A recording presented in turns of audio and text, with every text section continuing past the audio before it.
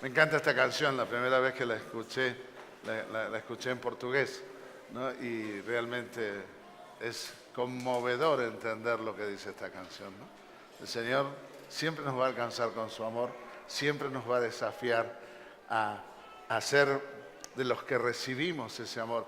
Y la palabra de hoy tiene que ver con esto, de este amor incondicional de Dios y la respuesta lógica a este nivel de amor que deberíamos tener nosotros. Estamos en un año en el cual Dios nos ha dado esta bandera profética de gloria en gloria, en el cual estamos deseosos de ver transformación en nuestras vidas.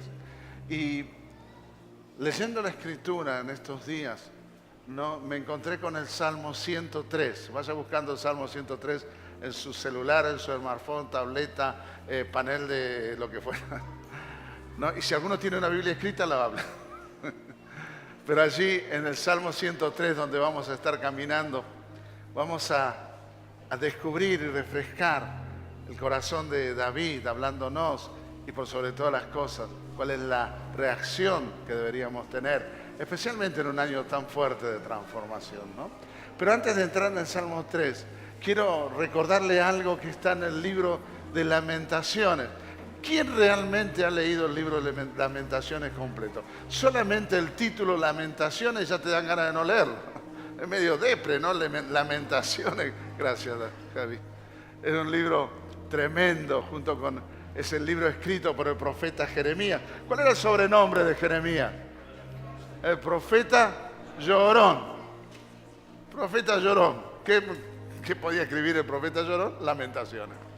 Pero lo interesante es que no era por él, sino porque él lloraba a causa de lo que estaba viviendo Jerusalén y las consecuencias que traía el haberse apartado del Señor, haberse alejado de los mandamientos de Dios. Y en medio de un contexto de palabras muy fuertes, de profecías muy duras, el Espíritu le coloca al ese profeta Jeremías el versículo 22 y 23 del capítulo 3 de Lamentaciones. Y en ese versículo dice, en varias versiones se lo voy a leer: el fiel amor del Señor nunca se acaba, su misericordia jamás se termina, grande es su fidelidad y sus misericordias son nuevas cada mañana. En medio de tanta profecía fuerte, directa, de sacudir, a consecuencia de un pueblo duro, que no obedecía, que no quería caminar en las leyes, mandamientos, en medio de eso esta palabra: el amor de Dios no se acaba, las misericordias se renuevan, Él permanece fiel. En otra versión dice que tu amor, Señor, nunca cesa, ni tu compasión se agota, se renuevan cada día por tu gran fidelidad. Y en otra versión dice: el gran amor del Señor no tiene fin. Y me gusta esta parte en esta traducción, porque dice: el amor del Señor no tiene fin, pues solo ha sido por su misericordia que nos ha guardado de una gran destrucción. Esto decía el profeta al pueblo cabezón, que no quería obedecer, que caminaba lejos del Señor, que no lo honraba. Dice: el grande amor de Dios no tiene fin, solo por si no haber sido por su misericordia seríamos destruidos. Y dice en el versículo siguiente: el Señor es digno de toda confianza, pues muestras de su bondad recibimos cada día. Eso está allí en Lamentaciones, capítulo 3, versos 22 y 23. Y frente a esta realidad, vemos el Salmo 103. Este salmo no fue escrito cuando David estaba en el desierto cuidando las ovejas, ni tampoco fue escrito cuando David estaba en plena circunstancias con Saúl, ni tampoco fue escrito cuando él estaba ya como rey del pueblo, ni tampoco fue escrito cuando pecó, ni tampoco fue escrito cuando fue restaurado. Este salmo está escrito al final de sus días. El Salmo 103 es un salmo que él escribe en su vejez. Es un salmo que no solo escribe en su vejez, sino que, de acuerdo al contexto de los otros salmos, él estaba saliendo de alguna gran enfermedad. Vio, todo lo que tenemos cierta edad, siempre nos duele algo, ¿no es verdad? El único que le duele a la mañana los huesos soy yo acá en esta iglesia. Todos se levantan, saltan arriba, becerros en la manada, a nadie le duele nada. No, todo tan bien. Pero es verdad, cuando vienen los años, vienen algunos achaques. Hola achacado, decirle que está. No importa, los chicos que se creen fuertes ya les va a llegar, que te duele la cintura, que te duelen los pies. Pero este salmo está escrito en un momento difícil. En un momento difícil, salía de una enfermedad ya mayor. Ahora, yo digo que las mejores cosas se escriben, las mejores cosas se dicen cuando uno tiene la base de la experiencia. La experiencia es una materia que no se aprueba de muy temprana edad. La experiencia no es algo que usted lo tiene cuando tiene 15 años, 20 años, 30 años, 40 años, 50 años o 60 años. La experiencia es algo que se capitaliza al final de la vida, cuando ya el ciclo va terminando. Y uno puede decir, por eso usted, mire, no deje de hablar con las personas mayores. Enriquézcase de las personas mayores. Hoy a la mañana, un pequeño video en Instagram de un abuelo de San Francisco que cantó un viejo himno, Oh Jerusalén. ¿No? Un himno viejísimo, ni yo lo conocía. Pero lo cantaba con tanta pasión y ¿sabe lo que pensé? Por eso lo subí. Yo pensé, digo, wow, el precio que habrá pagado cuando cantaba ese himno. Porque nosotros abrimos las puertas y hace 40, 50 años atrás no era tan fácil ser cristiano evangélico. Entonces la experiencia es algo que viene con los años y la experiencia es la capitalización de todos mis errores, ¿o no? Cuando uno ve pasar los años, ve los errores que ha cometido y los capitaliza y puede decir, mira, por allá no vayas que está lleno de baches, por allá no vayas que vas a pinchar la goma, en aquel lugar te van a afanar. Y si uno va, por inexperiencia, aprenderá una lección. ¿Por qué le digo Porque en medio de una circunstancia, David comienza este Salmo 103 diciendo que todo lo que soy te alabe. Escucha cómo dice, que todo lo que soy te alabe. Con todo el corazón alabaré tu santo nombre. Que todo lo que soy te alabe, que nunca olvide todas las cosas buenas que haces por mí. Fíjese David, ya mayor, rey, una buena jubilación de privilegio, no tenía problemas, su reino era próspero. Él saliendo de una enfermedad, pero con plata para comprar los remedios. Pero en medio de esa circunstancia, él dice que todo lo que soy te alabe. Que mi corazón alabe tu santo nombre, que todo lo que soy te alabe, que nunca olvide las cosas buenas que haces por mí. ¿Sabe qué pensaba? Que David había aprendido una gran lección. Que David había aprendido que no se puede alabar y adorar a Dios con un corazón dividido. Recuerda que hemos hablado que uno de los enemigos de la gloria de Dios o de la manifestación de la gloria de Dios en nuestras vidas es la división. Y que citamos estos pasajes que hablan un hombre de doble ánimo, dividido en sí mismo, no va a ningún lado. David lo había aprendido que es imposible alabar a Dios solo de labios o solo 2 horas cuando vengo a la iglesia. David había aprendido también que es imposible adorar con amnesia. ¿Sabe lo que es la amnesia, no? Cuando uno se olvida las cosas. Imposible adorar a Dios olvidándome lo que Dios ha hecho por mí. ¿En cuántos Dios ha hecho cosas grandes, preciosas, buenas? ¿Sabe? Si usted quiere entrar en adoración, no se acuerde acá de la boleta de luz que tiene que pagar, no se acuerde acá que se peleó con fulano o con mengano. Si usted quiere adorar, recuerde las grandes cosas que Dios ha hecho en su vida. Cuando lo sacó del barro, cuando vino, cuando lo rescató, cuando le mandó ayuda. Y sabe, su corazón se va a empezar a transformar en un corazón de adorador. Él había aprendido que es imposible adorar a Dios viendo las circunstancias que nos rodean. Salía de una enfermedad, pero es imposible que usted adore a Dios viendo las circunstancias que le rodean. Si miramos las circunstancias que nos rodean, evidentemente tenemos razones hasta de enojarnos con Dios tal vez. Como si alguno ganara cuando se enoja con Dios. ¿Cuántos se han enojado con Dios y han perdido? ¿Por qué es así? Qué tremendo que es la lección de este tremendo hombre de Dios que por sabiduría de vida entendió que la adoración genera el gobierno del cielo en la tierra. Eso es lo que entendió. Él entendió que más allá de lo que pudiera estar viviendo, adorar era lo mejor que podía. Por eso al final de sus días, Él le dice a todo su ser, a su mente, a su cuerpo, ya cansado, le dice a su corazón, a lo que Él era, que adore a Dios, que se levante a adorar a Dios. No lo está adorando porque fue perdonado o restaurado, le está adorando porque entendió quién era Dios. Y muchos de nosotros tenemos que aprender estas lecciones para un año de transformación. Porque las circunstancias siempre van a estar ahí, las dificultades siempre van a estar a la orden del día, los problemas van a ser reales. Pero saben, cuando eso sea una realidad, ahí yo le tengo que decir, con todo mi ser voy a alabar a Dios. Dígale que está a su lado, voy a alabar a Dios con todo mi ser, a pesar de lo que venga. Porque mi corazón va a adorar a Dios, porque no me olvido de sus misericordias. Y sabe, inmediatamente después de decir esto, en nuestra concepción humana, tal vez pondríamos estos 4 primeros versículos, estos 4 siguientes versículos, primero que los 2 de alabar.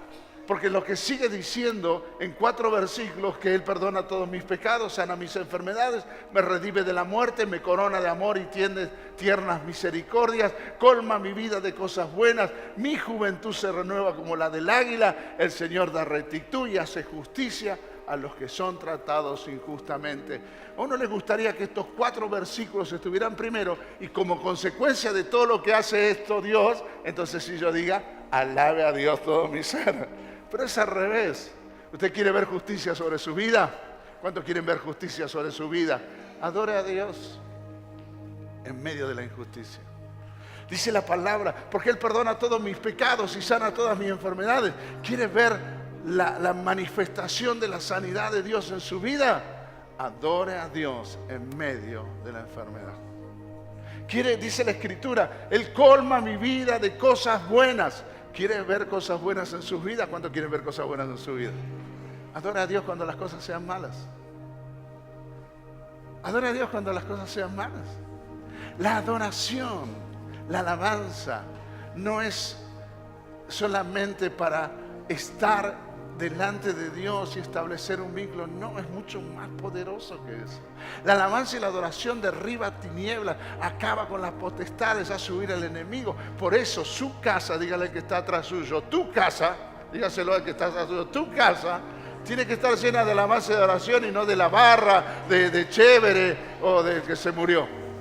¿Cómo que se llama? Carlito Roland.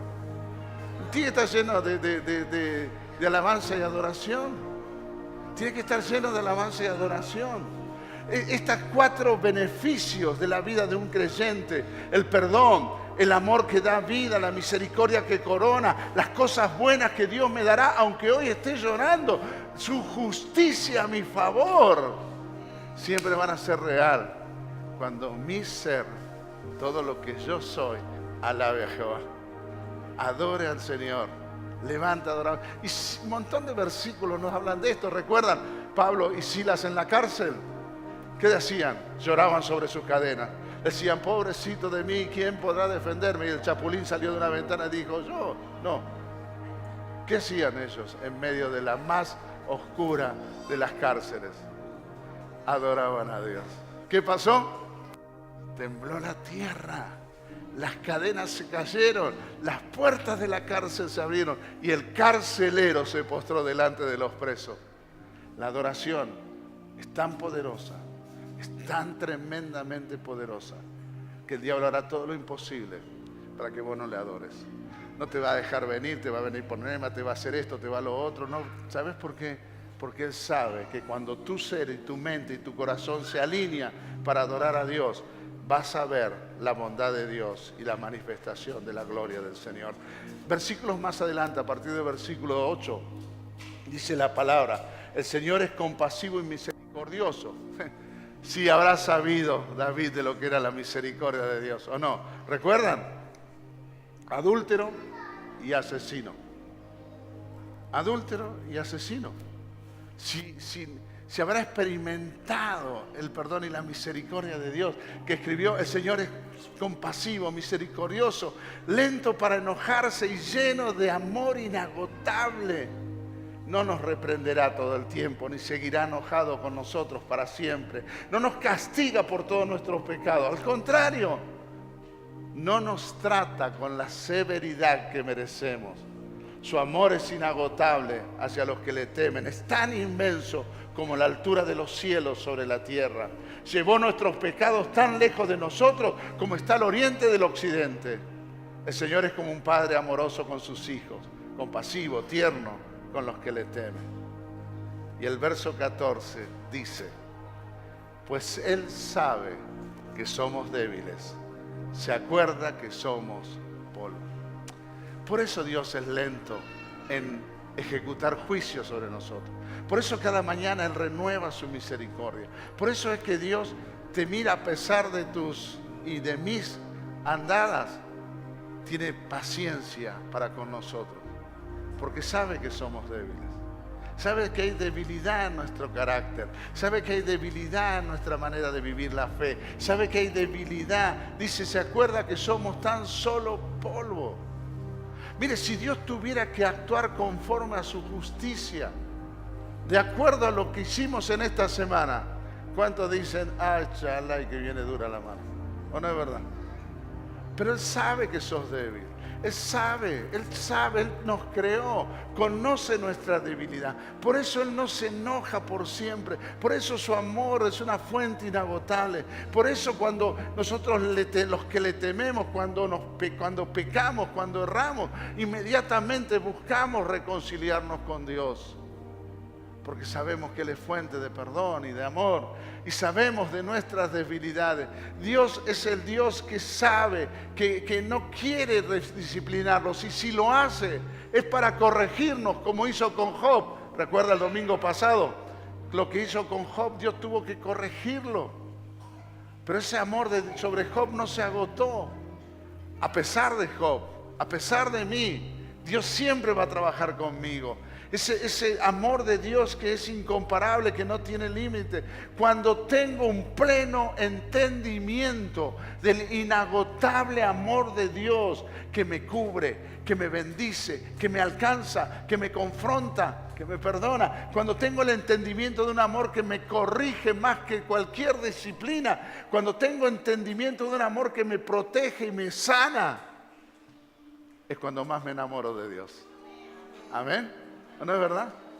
Cuando usted entiende, cuando yo entiendo todo lo que Dios me ama a pesar de mí, todo lo que Dios va a hacer con su amor a pesar de mí, no hay otra respuesta que enamorarse más de Dios, ¿o no?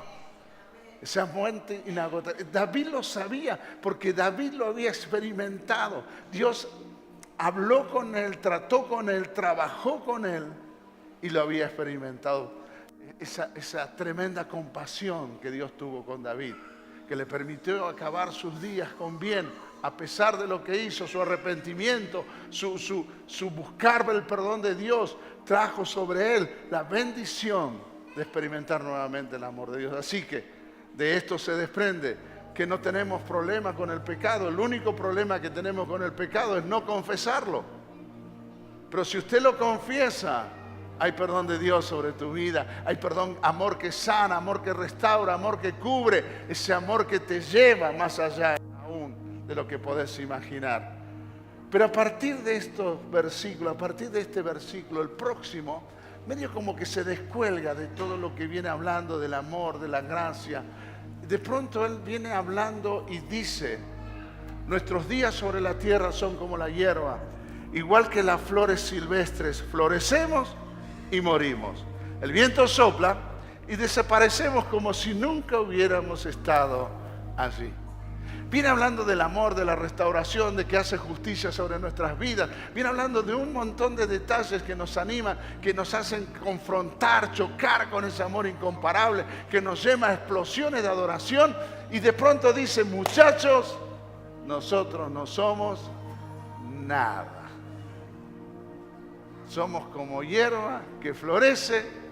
¿Viste cuando compras flores y después la pones en la maceta, la cuidas, pero tarde o temprano la flor se seca, se muere? En el campo, cuando uno tiene la posibilidad de ver, puse una plantita, con el tiempo se la agarran las hormigas, lo que fuera, se seca, la saca y ¿quién se acuerda de la plantita? Así somos nosotros. Tarde o temprano, todos vamos a pasar por ese proceso. Ahora, claro, cuando uno tiene 15, 20, 30 o 40 años, la muerte está muy lejana. Pero con los años de David y la experiencia de David, la muerte que venía, que era una realidad, fue parte de su sabiduría. Por eso le está escribiendo del amor de Dios, de la expresión de Dios sobre nosotros. Y en medio de esto dice, somos tan simplemente débiles y somos realmente nada, que luego su hijo Salomón va a escribir que la vida es vanidad. La sabiduría de los años te hace ver, como dice Salomón más adelante, te podés afanar, te podés enloquecer, te podés volver loco, pero todo es vanidad. Y saben, y vemos muchos jóvenes y muchos adultos mayores desperdiciando sus vidas en vanidades. Desperdiciando sus vidas en vanidad. Cuando uno tiene 15, 20 años, tiene la fuerza, la alegría, la cosa. Cuando uno tiene muchos años, de pronto le agarra un ataque de vejentú y se transforma en un joven viejo, un viejo joven, y comienza a perder la vida en vanidad. O algunos comienzan a perder la vida en los rezongos, en las quejas, en el malestar, y se transforman en viejos agrios que están aislados aún de su propia familia. La vida es demasiado breve. El Espíritu Santo nos dice que no somos nada. ¿Qué es usted?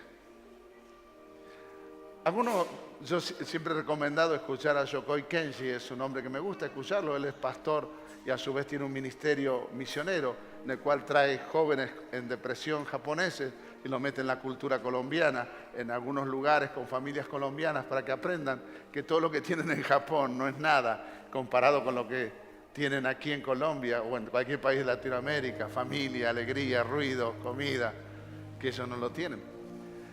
Y él en una de sus conferencias y experiencias cuenta que cuando era muy joven fue llamado a ser traductor, a traducir, él manejaba bien el español, es colombo japonés. Entonces fue invitado a una traducción.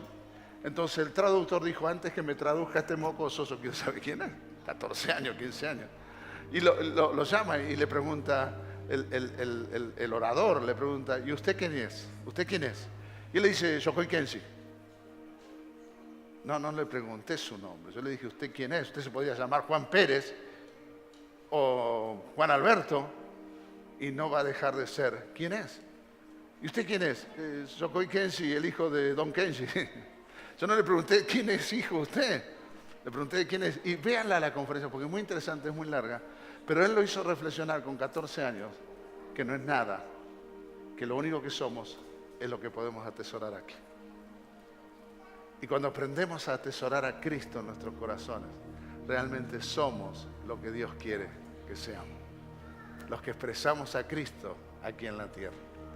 No somos nada. El salmista lo dice. No somos nada. Él mismo lo está diciendo con los años, después de la crisis, después de tantas vivencias. La experiencia les lleva a decir, no somos nada.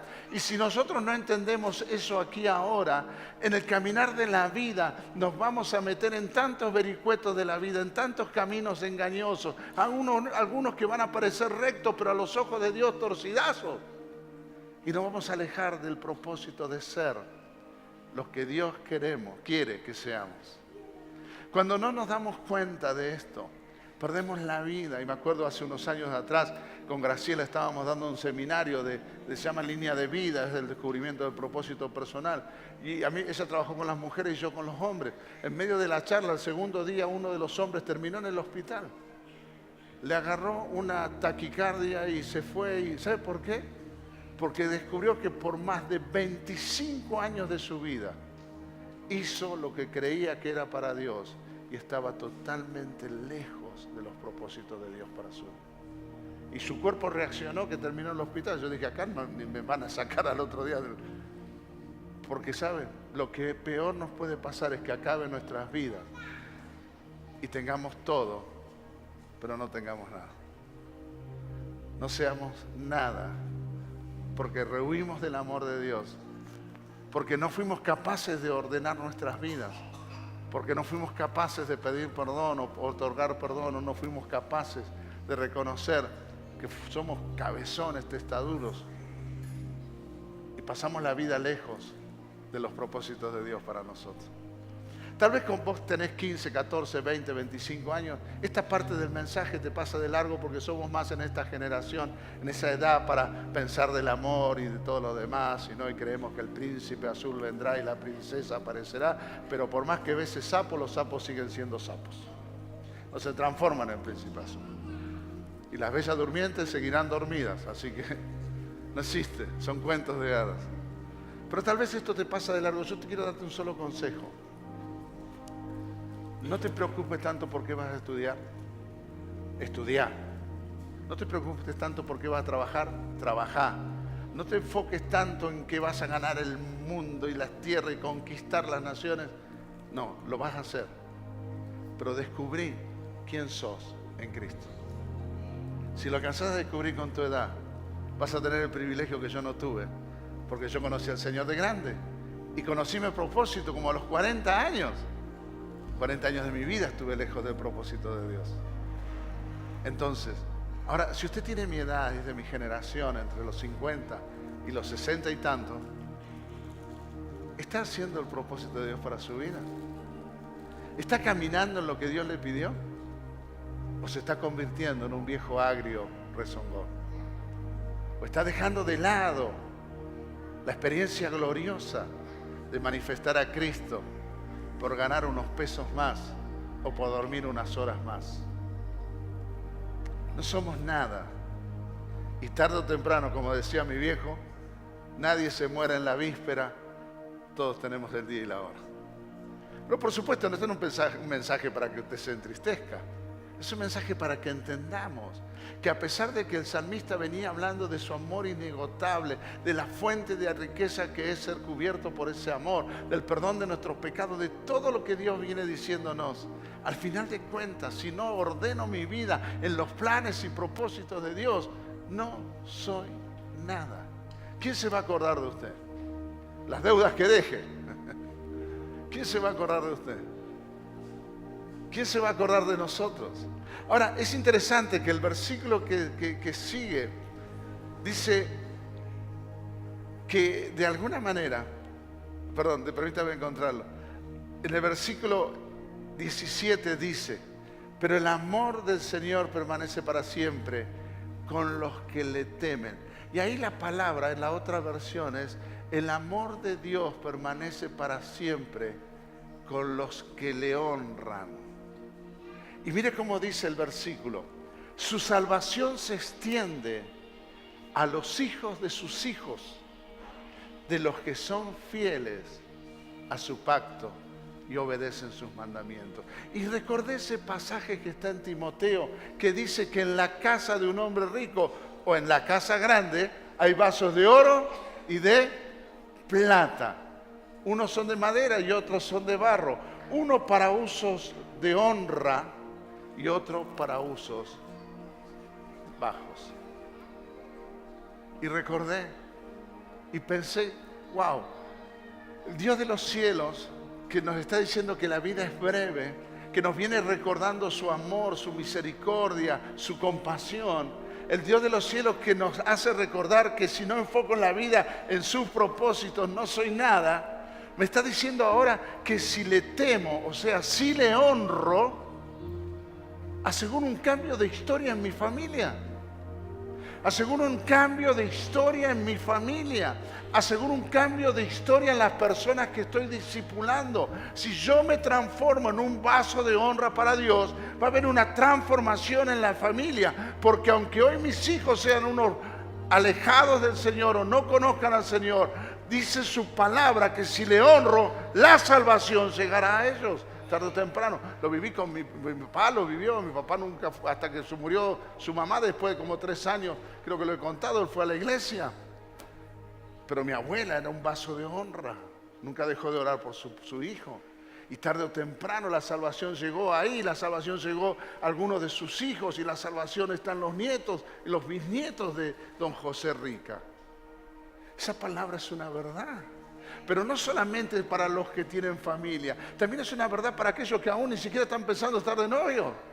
Porque si hoy comenzás a hacer un vaso de honra, yo te aseguro que Dios te va a dar un compañero, una compañera de vida que va a ser de honra.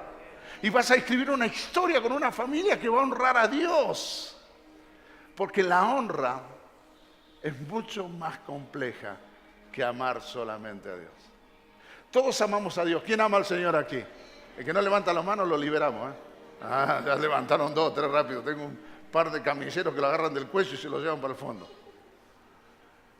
Todos amamos. Usted le sale a preguntar a la gente, ¿usted ama a Dios? ¿Qué va a decir la gente? Claro que amo a Dios, por supuesto. Muy raro que alguien le diga que no ama a Dios. Pero si yo le pregunto, ¿tu vida honra a Dios? Si yo le pregunto, ¿tus ojos honran a Dios? Si yo le pregunto, ¿tus manos honran a Dios? Si yo le pregunto, ¿tu boca honra a Dios? Si le pregunto, ¿tus pensamientos honran a Dios? Si le pregunto, ¿por dónde caminas? ¿Honras a Dios? La cosa cambia, es diferente. Porque amar a Dios es una cosa, pero honrar a Dios es absolutamente diferente. Yo he deshonrado a Dios, ¿o no? ¿O no hemos deshonrado a Dios con nuestras palabras, nuestros actos, nuestros pecados? Pero honrar a Dios es el privilegio que Dios me da de ir más allá de mi amor. En realidad, honrar a Dios es el resultado de comprender cuánto me ama Dios y cómo puedo accionar ese amor para ser transformado en un vaso de honra. Un hombre, una mujer que honra a Dios con su vida. Es una decisión de vida ir más allá del amor.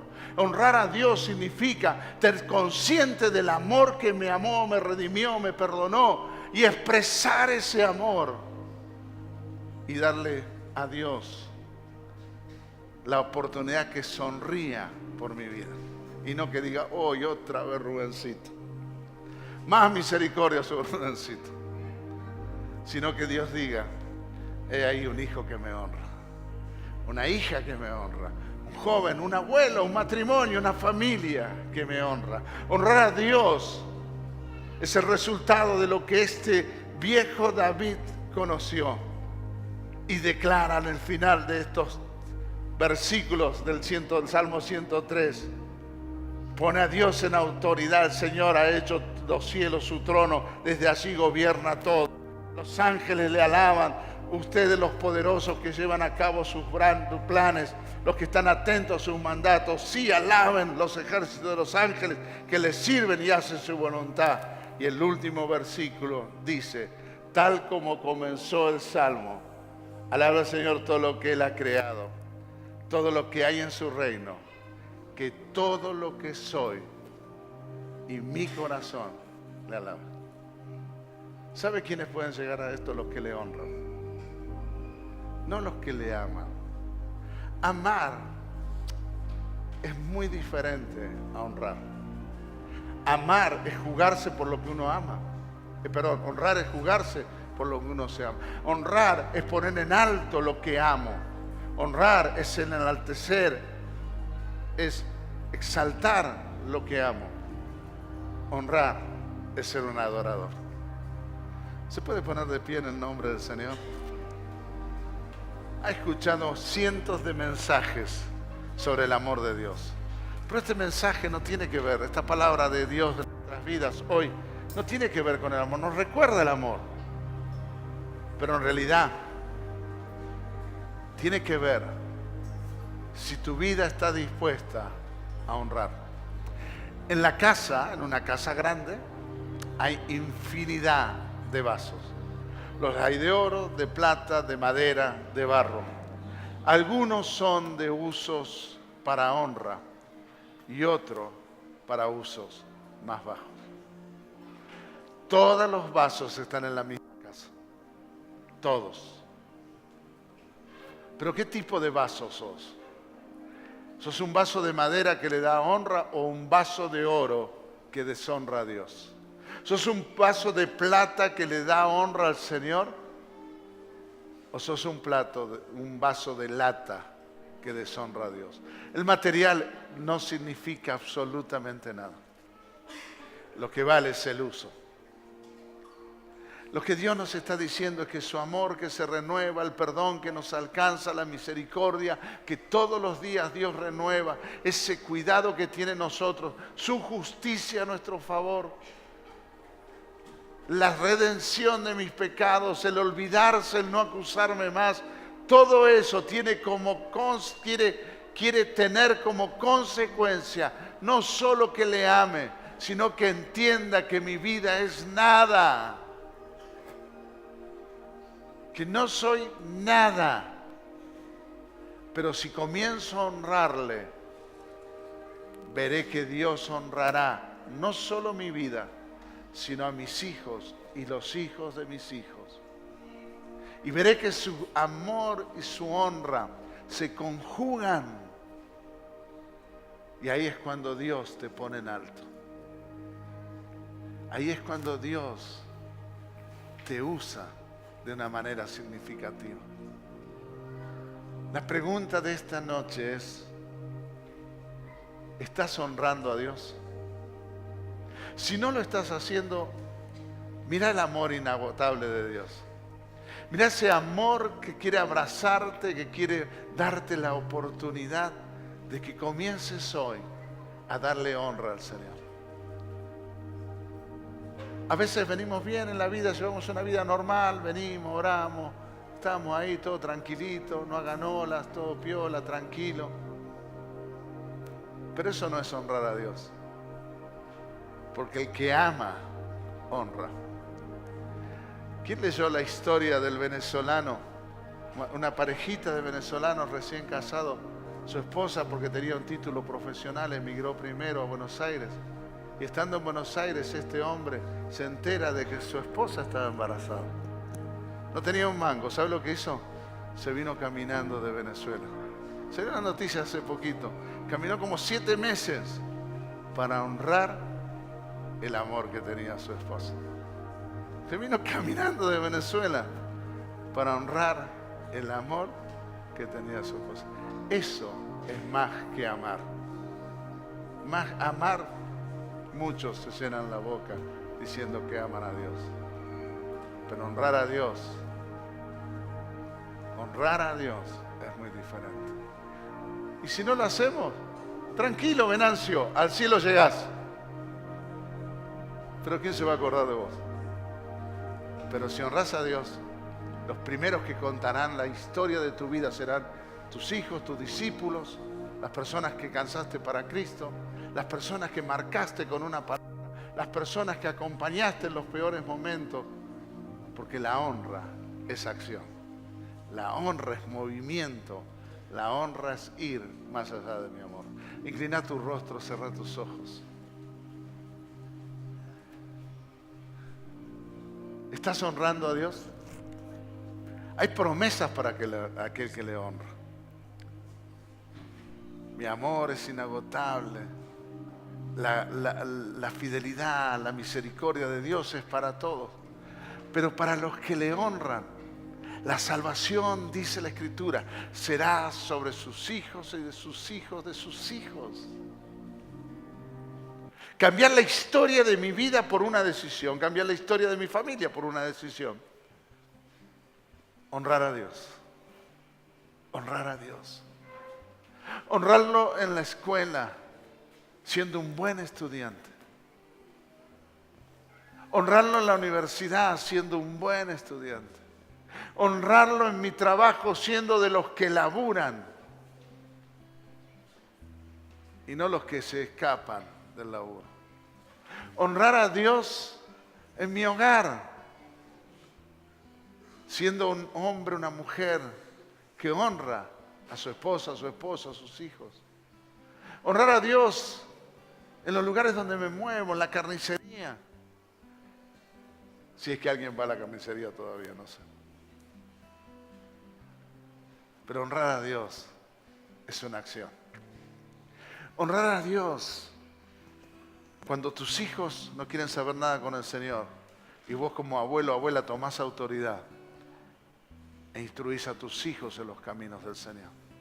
Honrar a Dios que a pesar de las luchas y problemas, sos fiel en acciones del reino. Honrar a Dios con tu boca, no que aquí sea una fuente dulce y afuera una cloaca. Honrar a Dios cuidando tu cuerpo, honrando tu cuerpo. Y no lo digo solamente por lo que comes, sino por todo lo que podés permitir a tu cuerpo. Honrar a Dios con tus pensamientos. Honrar a Dios con tu servicio. No un servicio limitado del tiempo que me sobra, sino un servicio que honra a Dios con toda mi vida. El desafío de Dios para tu vida, para mi vida, es ser un vaso de honra. ¿Por qué? Porque su gran amor es inagotable. Porque cada mañana renueva sus misericordias. Porque perdona todos mis pecados y los separa como el oriente del occidente. Porque va a hacer justicia sobre mi vida. Porque hay cosas buenas para mí. ¿Cómo no voy a honrar a Dios? Cerra tus ojos. Si decidís honrar a Dios, no te estoy hablando que le ames. Te estoy hablando que vayas más allá del amor. Si decidís honrar a Dios, vení aquí adelante.